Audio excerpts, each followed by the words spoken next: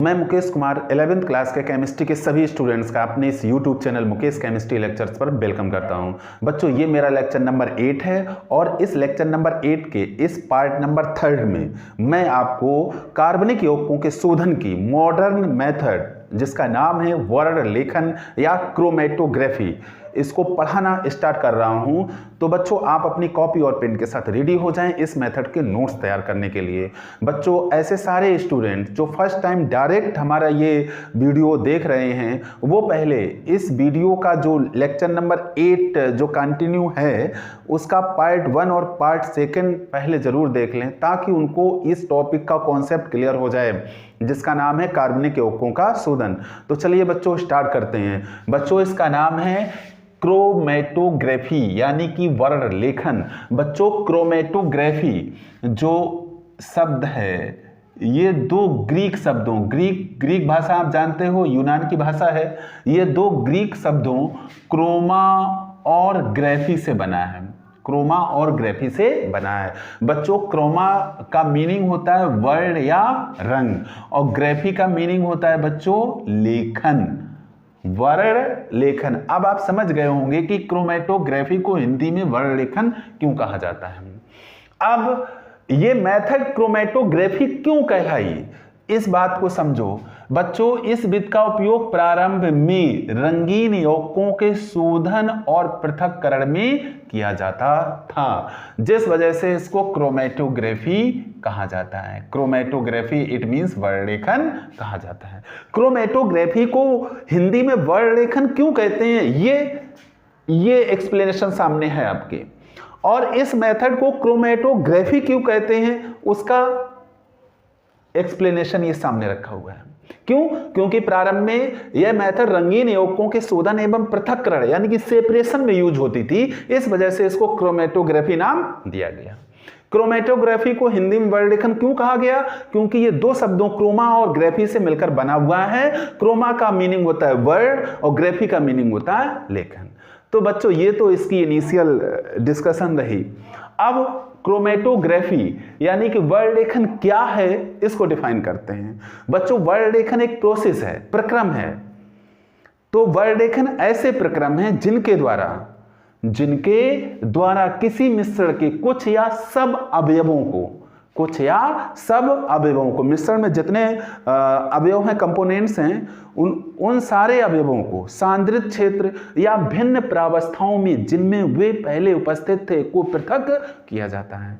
यानी कि वर्ण लेखन ऐसे प्रक्रम हैं जिनके द्वारा किसी मिश्रण के कुछ या सब अवयवों को सांद्रित क्षेत्र या भिन्न प्रावस्थाओं में जिनमें वे पहले उपस्थित थे को पृथक किया जाता है, सेपरेट किया जाता है, उनका सेपरेशन किया जाता है। अब बच्चों, प्रावस्था क्या है? प्रावस्था बच्चों केमिस्ट्री में यूज होता है वर्ड। प्रावस्था को इंग्लिश में फेज कहते हैं। बच्चों, अगर कोई पदार्थ अलग अलग अवस्थाओं में उपस्थित है तो केमिस्ट्री में उसकी अवस्थाओं को फेज कहा जाता है, यानी कि प्रावस्था कहा जाता है। कहने का मतलब आप इसको डायरेक्ट अवस्था से जोड़ करके समझ सकते हैं। यानी कि किसी पदार्थ का अलग अलग अवस्थाओं में होना रसायन विज्ञान में प्रावस्था कहलाता है। मान लो कोई पदार्थ द्रव अवस्था में है तो उसकी वो लिक्विड प्रावस्था कहलाती है, द्रव प्रावस्था कहलाती है। कोई अगर वही यौगिक फिर सॉलिड स्टेट में आ जाता है तो उसकी वो ठोस प्रावस्था कहलाएगी। अब बच्चों आते हैं इसके सिद्धांत पर। बच्चों, वर्ण लेखन की जो विधि है ये मिश्रण के अवयवों की दो प्रावस्थाओं के मध्य वर्णात्मक वितरण पर आधारित है। कैसा वितरण होना चाहिए? वर्णात्मक वितरण होना चाहिए। वर्णात्मक वितरण को अभी आगे और डिस्कस करेंगे। बच्चों, सभी प्रकार के वर्ण लेखनों में दो प्रावस्थाएं होती हैं। पहली प्रावस्था स्थिर होती है, कांस्टेंट रहती है, और दूसरी प्रावस्था गतिशील रहती है, यानी कि मोशन में रहती है।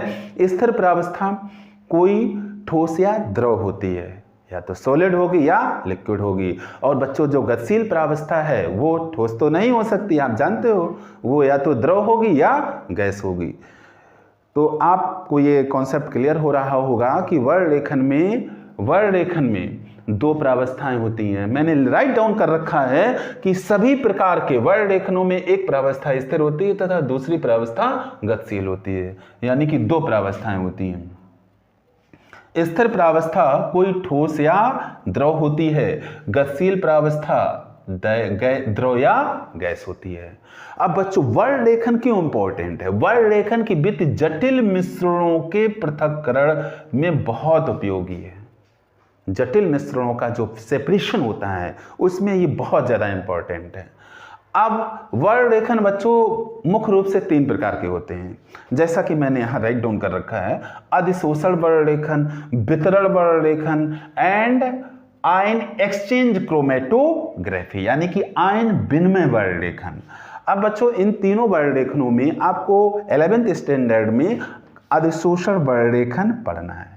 कौन सा वर्ण लेखन पढ़ना है? अधिशोषण वर्ण लेखन पढ़ना है। उपयुक्त में से अधिशोषण वर्ण लेखन सबसे अधिक महत्वपूर्ण है, सबसे अधिक महत्वपूर्ण है। तो अधिशोषण वर्ण लेखन आप पढ़ेंगे। बच्चों ये क्रोमेटोग्राफी की इनिशियल यानी कि बेसिक जानकारी थी जो मैंने आपको समझाई, ये यहाँ पे बोर्ड पे उपलब्ध है। आप इसको पॉज करते हुए अपनी केमिस्ट्री की कॉपी में राइट डाउन कर लें। लिखिए बच्चों। ठीक है बच्चों, अब इसको साफ करते हैं। और जो दो चीजें आपके सामने आ रही हैं जो आपको हो सकता है दिक्कत कर रही हूं, पहली प्रावस्था और दूसरा अधिशोषण। ये अधिशोषण बच्चों आपके लिए एकदम नया शब्द होगा। पहले इन दोनों को क्लियर कर लेते हैं कि प्रावस्था को कैसे समझेंगे। हालांकि मैं बता चुका हूं कि किसी पदार्थ का अलग अलग अवस्थाओं में होना रसायन विज्ञान में प्रावस्था कहलाता है। प्रावस्था को फेज कहते हैं, PHASE। क्या कहते हैं बच्चों? फेज कहते हैं। पहले इसी को देख लेते हैं, फेज।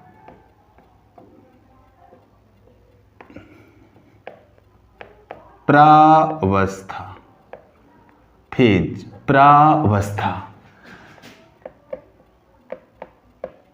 किसी पदार्थ का अलग अलग अवस्थाओं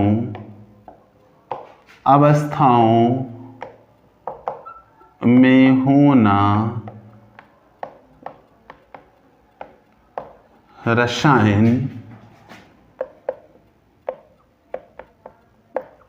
विज्ञान में प्रावस्था मीन्स फेज। प्रावस्था कहलाता है। किसी पदार्थ का अलग अलग अवस्थाओं में होना रसायन विज्ञान में प्रावस्था कहलाता है। अब बच्चों आते हैं आपके अधिशोषण पर। अधिशोषण very important for this topic. Adsorption ये है क्या?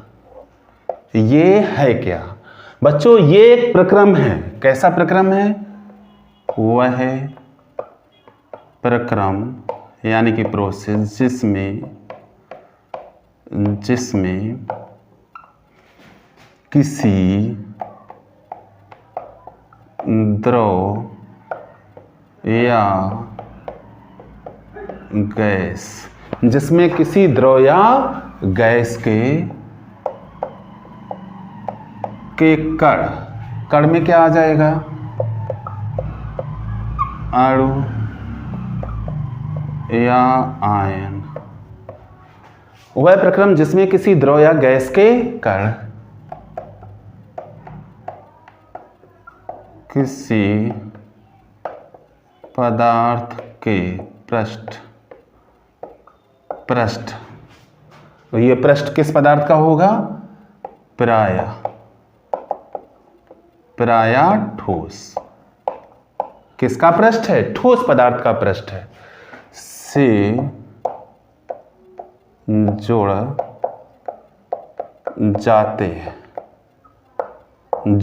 जाते हैं। अधिशोषण कहलाता है बच्चों। अधिशोषण कहलाता है।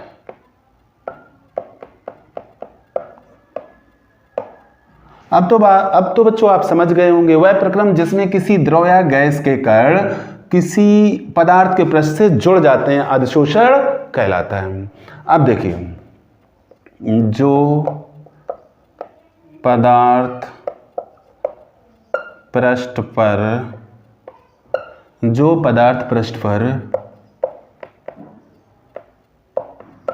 अधिशोषित होता है, जो पदार्थ पृष्ठ पर अधिशोषित होता है, अधिशोष्य, इसको बच्चों कहते हैं एडजॉर्बेट। अधिशोष्य कहलाता है जो पदार्थ पृष्ठ पर अधिशोषित होता है, अधिशोष्य कहलाता है। और जिस पदार्थ के पृष्ठ पर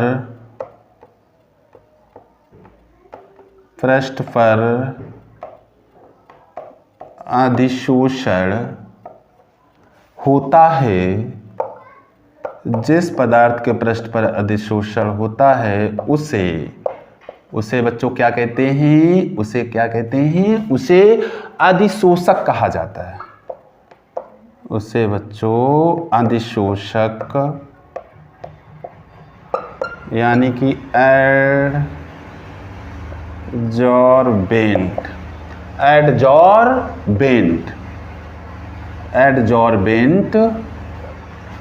कहा जाता है।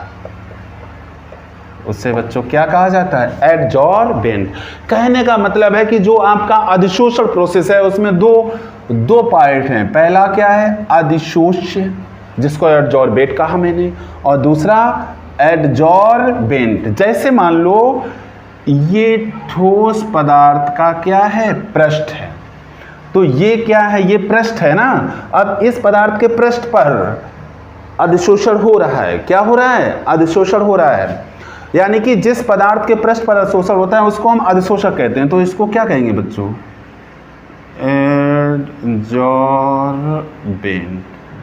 इसको बोलेंगे बच्चों एडजॉर्बेंट। और इस पदार्थ के पृष्ठ पर अधिशोषण हो रहा है, यानी कि जो कण इस पर इसके पृष्ठ से चिपकेंगे आकर के, ये मान लो चिपक गए आकर के किसी द्रव या गैस के कण, ये ऐसे मान लो चिपक गए आकर के,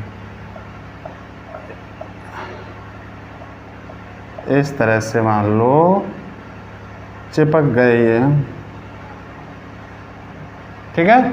तो अब इसके अंदर नहीं गए, इसके मैंने क्या कहा? वह प्रक्रम जिसमें किसी द्रव या गैस के कण किसी पदार्थ के पृष्ठ से जुड़ जाते हैं। पदार्थ के पृष्ठ से जुड़े ना, ये जो पदार्थ अंदर है, मान लो ये पदार्थ ए है, इस पदार्थ के पृष्ठ से किसी द्रव या गैस के कण आकर के जुड़ गए, तो ये पूरी प्रोसेस क्या कहलाएगी? अधिशोषण कहलाएगी। और जिस पदार्थ, मैंने क्या कहा, जो पदार्थ पृष्ठ पर अधिशोषित होता है, ये जो पदार्थ पृष्ठ पर अधिशोषित हुआ है ये क्या कहलाएगा? एडजॉर्बेट। क्या कहलाएगा? एडजॉर्बेट। तो ये पूरा प्रोसेस क्या कहलाता है? एडजॉर्प्शन। और ये प्रोसेस यानी कि जो आप क्रोमेटोग्राफी पढ़ रहे हैं, ये बिना अधिशोषण के आप नहीं समझ सकते। तो मैं उम्मीद करता हूं आपको ये अधिशोषण समझ में आ रहा होगा, ठीक है बच्चों। इसमें क्या होता है? इसमें अधिशोष के जो कण होते हैं वो पदार्थ के अंदर नहीं जाते हैं, ठीक है। इसे आप नोट कर लीजिए, इसके बाद आगे बताते हैं। पहले नोट करें इसे। अब बच्चों एडजॉर्प्शन क्रोमेटोग्राफी को समझते हैं कि अधिशोषण वर्णलेखन क्या है। बच्चों अधिशोषण वर्णलेखन में जो अधिशोषक यूज किए जाते हैं उनमें से एल्मुना, मैग्नीशिया, सिलिका, सुक्रोज इत्यादि हैं। लेकिन बच्चों इसमें जो अधिशोषक मुख्यतः यूज किया जाता है वो है एल्मुना, जिसका फार्मूला होता है Al2O3। मुख्यतः इसी अधिशोषक का यूज किया जाता है और ये ठोस अधिशोषक है। बच्चों विलायक विलायक के रूप में किसे यूज करते हैं? पेट्रोलियम, ईथर, पेंटेन, बेंजीन इत्यादि विलायकों का यूज होता है, लेकिन मुख्यतः इसमें जो विलायक यूज किए जाते हैं वो पेट्रोलियम या ईथर का यूज किया जाता है। बच्चों ये जो भी विलायक हैं ये अध्रुवी विलायक हैं। कैसे विलायक हैं बच्चों? अध्रुवी विलायक, नॉन पोलर, नॉन पोलर अध्रुवी विलायकों का यूज किया जाता है। विलायक का यूज कहाँ होता है बच्चों? विलायक का यूज होता है विलयन तैयार करने में। तो ये दो मेन चीजें थी, अधिशोषक इस प्रोसेस में कौन यूज होते हैं और विलायक कौन यूज होते हैं, जिनको आप समझ लीजिए। ये बच्चों किस फैक्ट पर डिपेंड करती है मेथड, वो फैक्ट समझिए। किसी अशुद्ध पदार्थ के भिन्न अवयवों, अशुद्ध पदार्थ जिन अवयवों से मिलकर बना हुआ है कि अधिशोषण क्षमता विभिन्न अधिशोषकों पर भिन्न भिन्न होती है या भिन्न होती है। तो कहने का मतलब है किसी अशुद्ध पदार्थ के भिन्न अवयवों की अधिशोषण क्षमता विभिन्न अधिशोषकों पर भिन्न भिन्न होती है। कैसी होती है? भिन्न भिन्न होती है। अब बच्चों इस प्रोसेस को समझते हैं। बच्चों ये प्रोसेस 3 स्टेप्स में होती है। Step first, step second, step third. बच्चों इस प्रोसेस की स्टार्टिंग में मैंने बताया था कि इसमें 2 प्रावस्थाएं होती हैं। पहली प्रावस्था बच्चों स्थिर प्रावस्था होती है और दूसरी प्रावस्था बच्चों गतिक प्रावस्था होती है।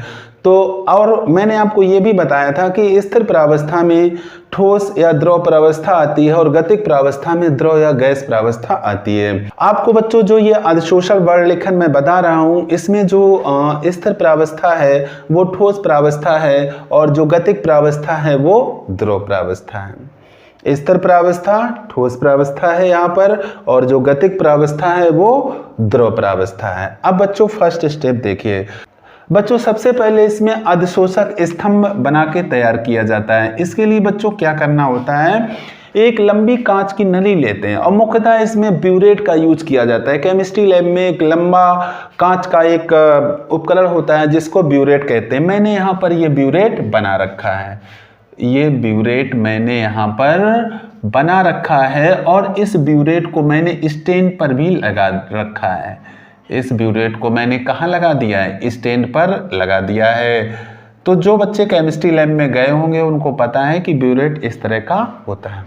इसमें नीचे एक घुमाने वाला स्क्रू होता है जिससे हम इसको ओपन या क्लोज कर सकते हैं। ब्यूरेट इसमें सबसे नीचे कांच की रुई रखकर रेत की एक पतली परत बिछा देते हैं। बच्चों जब अधिशोषण वर्ण लेखन ब्यूरेट की द्वारा हम करते हैं तो ब्यूरेट का जो निचला हिस्सा होता है ये यहाँ कांच की रुई बिछा दी जाती है। बच्चों कांच की रुई होती है उसको यहाँ पर बिछा देते हैं। इस तरह से कांच की रुई को बिछा दिया जाता है। एक लंबी कांच की नली जिसमें ब्यूरेट का यूज होता है लेते हैं। इसमें सबसे नीचे कांच की रुई रखकर रेत की एक पतली परत बिछा देते हैं। इसके ऊपर बच्चों रेत की एक पतली परत बिछा दी जाती है। ये कांच की रुई है और इसके ऊपर बच्चों रेत की एक पतली परत बिछा दी जाती है। ये रेत की मैंने पतली परत बिछा दी। ये क्या है? ये कांच की रुई है, कांच की रुई। और ये क्या है? रेत है, रेत की परत, सॉरी बच्चों रेत की परत, ये रेत की परत है। इसके बाद इसके ऊपर अधिशोषक की लुगदी इस प्रकार भरते हैं कि वायु मार्ग ना रहे, मतलब वायु को निकलने का स्पेस ना रहे।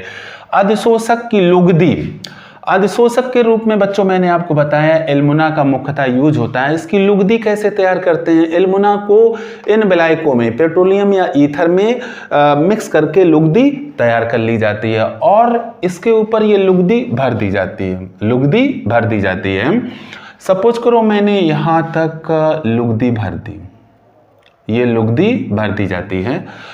अब क्या करते हैं बच्चों? अधिशोषक पदार्थ के ऊपर भी रेत की एक पतली परत बिछा देते हैं। ये अधिशोषक पदार्थ की लुगदी जहां तक भरी है इसके ऊपर भी रेत की एक पतली परत बिछा दी जाती है। ये रेत की पतली परत है जो अधिशोषक के ऊपर बिछी हुई है। ठीक है बच्चों। नली का लगभग 1/3 भाग रिक्त रखा जाता है। नली ये जो ब्यूरेट है, इसका 1/3 हिस्सा ऊपर वाला रिक्त रखा जाता है बच्चों, खाली रखा जाता है। अब बताएंगे क्यों रिक्त रखा जाता है बच्चों। ये वाला 1/3 हिस्सा लगभग रिक्त रखा जाता है। इस प्रकार अधिशोषक स्तंभ बनकर तैयार हो जाता है। इस प्रकार बच्चों ये जो आप देख रहे हैं, ये जो कॉलम बना है जिसको स्तंभ कहते हैं, इसको अधिशोषक स्तंभ बनकर के तैयार हो गया है। ये क्या है, ये भी रेत की परत है, रेत की पतली परत। ठीक, तो इस तरह से बच्चों ये अधिशोषक स्तंभ तैयार हो गया। और बच्चों यहां से यहां तक जो मैंने अधिशोषक यूज किया है, ये जो अधिशोषक है बच्चों, ये ठोस अधिशोषक है, ठोस अधिशोषक है। तो बच्चों पहला स्टेप जो था उसमें अधिशोषक स्तंभ बनाया गया। ये अधिशोषक स्तंभ जो है ये स्थिर प्रावस्था है। क्या है बच्चों, स्थिर प्रावस्था है। अब बच्चों आते हैं स्टेप नंबर 2 पर। इसके बाद बच्चों क्या करते हैं, बच्चों जो अशुद्ध कार्बनिक मिश्रण होता है जिससे हम उसके अवयवों को सेपरेट कर रहे हैं इस प्रोसेस के थ्रू, तो उस अशुद्ध कार्बनिक मिश्रण का विलयन एक उचित विलायक की कम से कम मात्रा में तैयार करके अधिशोषक स्तंभ में बहाया जाता है।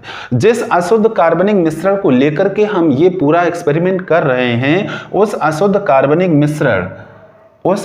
कार्बनिक मिश्रण को विलायक की कम से कम मात्रा में, और विलायक बच्चों पेट्रोलियम, ईथर, पेंटेन, बेंजीन में से कोई हम यूज कर सकते हैं, उसकी कम से कम मात्रा में कार्बनिक मिश्रण को उसमें घोलते हैं और एक विलयन तैयार कर लेते हैं, और इस विलयन को अधिशोषक स्तंभ में बहाया जाता है। मतलब ये जो अधिशोषक स्तंभ मैंने बना रखा है, इसमें ऊपर से इसको बहाते हैं। किसको बहाते हैं, विलयन को बहाते हैं। विलयन किसका है, अशुद्ध कार्बनिक मिश्रण का विलयन है, इसको इसमें बहाया जाता है। ये क्या है, ये बच्चों यहां से यहां तक अशुद्ध कार्बनिक मिश्रण का विलयन है। अशुद्ध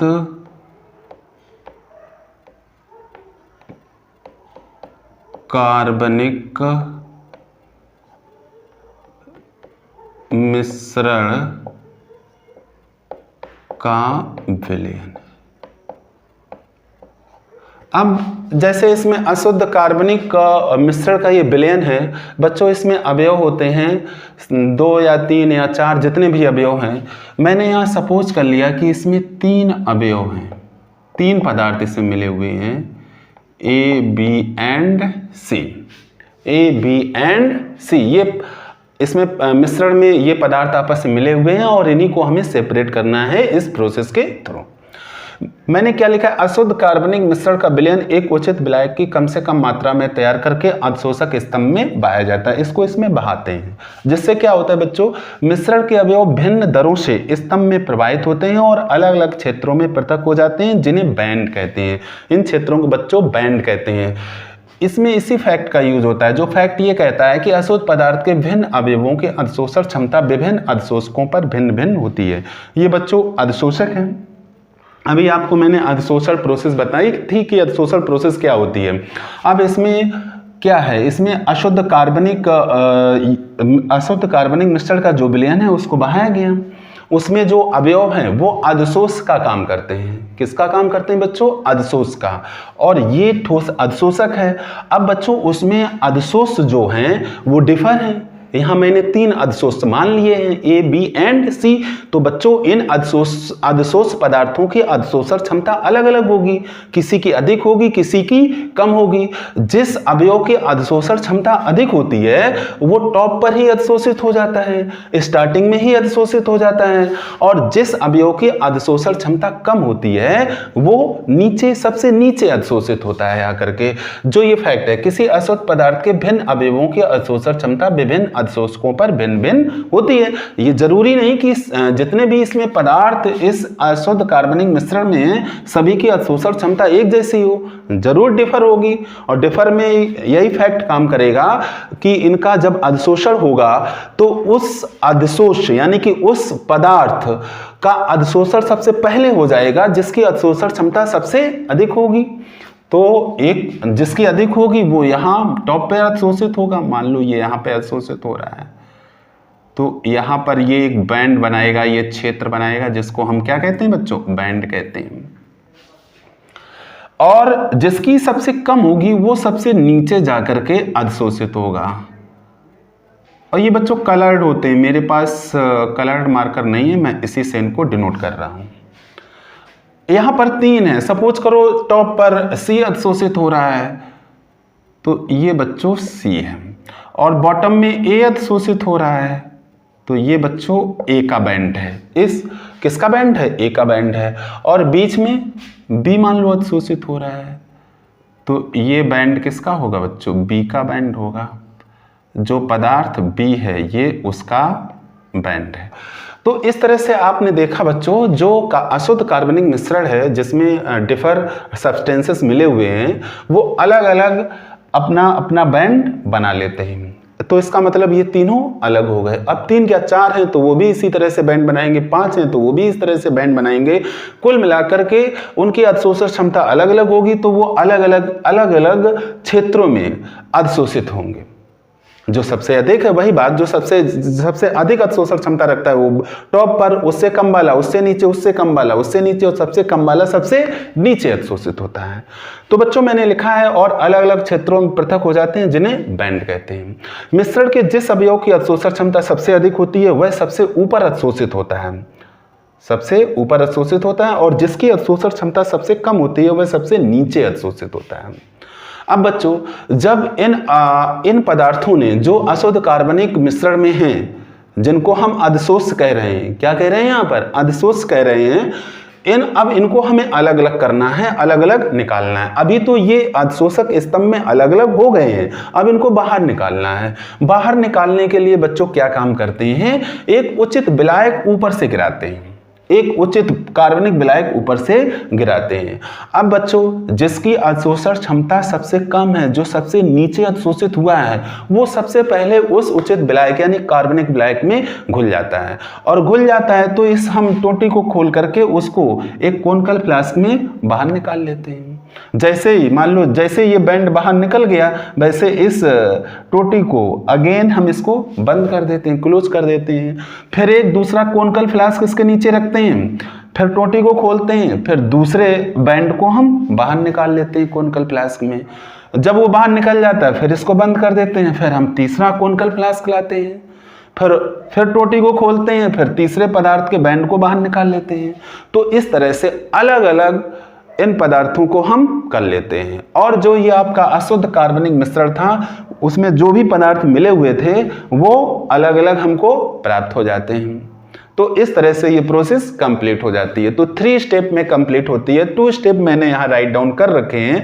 तीसरा स्टेप जिसमें मैं ये कह रहा हूँ कि इसमें एक उचित कार्बनिक विलायक ऊपर से गिराते हैं, जिसमें ये जो बैंड बने हुए हैं ये क्रमशः घुलते चले जाते हैं और इस टोटी को खोल करके हम उनको क्रमशः बाहर निकालते चले जाते हैं। और अलग अलग इन कोनिकल फ्लास्कों में जो मैंने यहाँ बना रखा है, इन कोनिकल फ्लास्कों में अलग अलग उनको कर लिया जाता है। ठीक है, जितने हमें इसमें अवयव हमारे पास हैं, अब यहाँ तो मैंने 3 लिए हुए हैं, जितने भी अवयव होंगे तो उतने हमें कोनिकल फ्लास्क चाहिए होते हैं। तो बच्चों इसको आप नोट कर लीजिए। इसके बाद मैं स्टेप नंबर 3 इस पर राइट डाउन करने जा रहा हूँ। इसे आप नोट कर लें और फिगर को भी बना लें।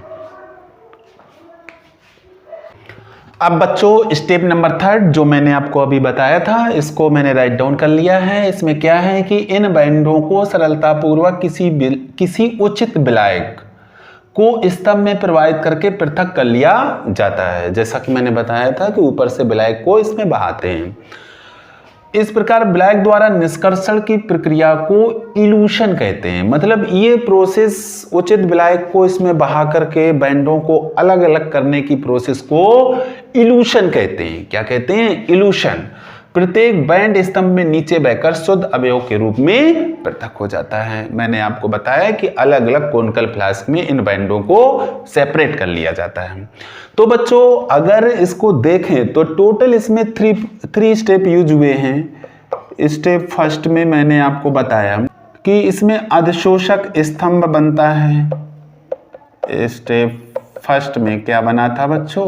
अधिशोषक स्तंभ, जो हमारी स्थिर प्रावस्था है। जो कैसी प्रावस्था है बच्चों? स्थिर प्रावस्था है। स्टेप फर्स्ट में क्या हुआ बच्चों? स्टेप फर्स्ट में गतिक प्रावस्था बनी। गतिक प्रावस्था बनी। कैसे गतिक प्रावस्था बनी? जो अशुद्ध कार्बनिक मिश्रण था उसका हमने विलयन तैयार किया था। स्टेप थर्ड में क्या हुआ बच्चों? इल्यूशन की प्रोसेस हुई।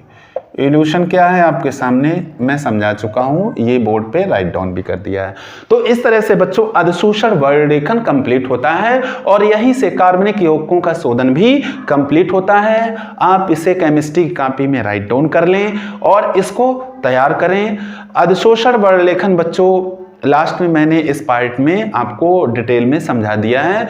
इससे आगे का बच्चों जो वर्णरेखन है वो आप अगली क्लासों में डिटेल में पढ़ेंगे। यहाँ तक आपका इतना ही था, इसमें अधिशोषण वर्णरेखन ही था जो मैंने कंप्लीट करा दिया है। तो ठीक है बच्चों, आप इसे पॉज करते हुए नोट कर लें। तो बच्चों उम्मीद है कि आप इसको तैयार कर लेंगे और मेहनत करेंगे। ऐसे सारे स्टूडेंट जो फर्स्ट टाइम लेक्चर वीडियो को देख रहे हैं वो चैनल को सब्सक्राइब जरूर कर लें। अगर उनको वीडियो अच्छा लगा हो तो अपने फ्रेंड सर्कल में शेयर जरूर कर दें। Thank you so much.